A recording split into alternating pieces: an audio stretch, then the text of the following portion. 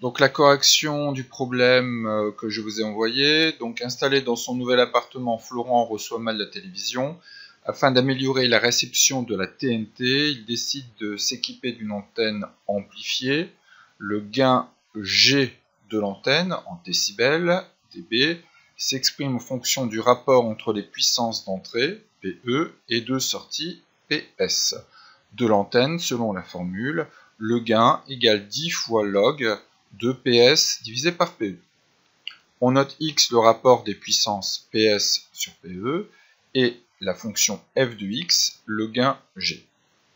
Donc on définit une fonction f sur l'intervalle 1, 50 par f de x égale 10 fois log de x.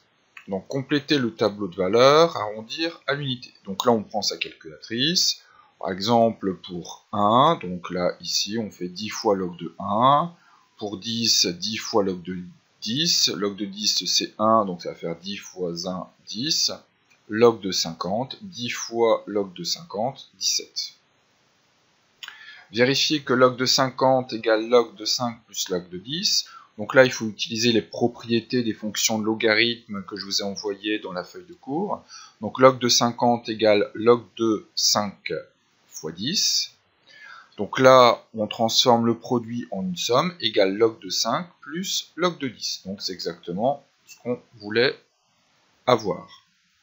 Donc là, pareil sur log de 40, il faut l'exprimer en fonction de log de 2 et log de 40. Donc log de 40 égale log de 2 fois 20, on décompose 40. Et là, on transforme le produit en une somme de log égale log de 2 plus log de 20. Tracer la courbe représentative. Donc en abscisse, on a les différentes valeurs de x et en ordonnée, les valeurs de f de x.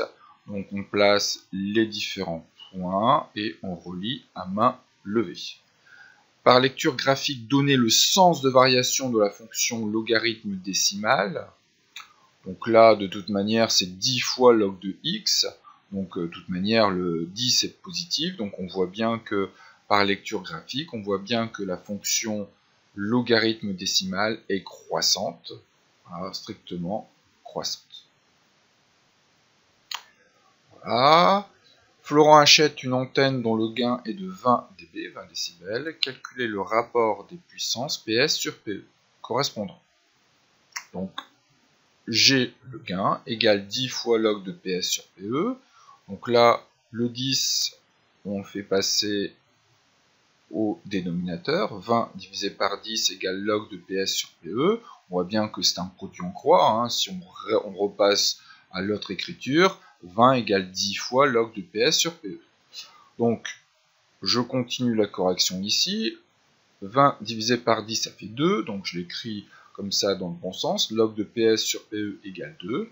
Et pour justement avoir l'écriture de PS sur PE égale 10 puissance 2, et 10 puissance 2 c'est 100.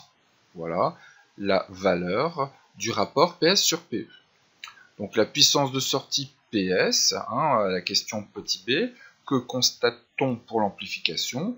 La puissance de sortie PS, elle est 100 fois plus grande que la puissance d'entrée, puisqu'on a PS sur PE égale 100, donc PS égale 100 fois PE.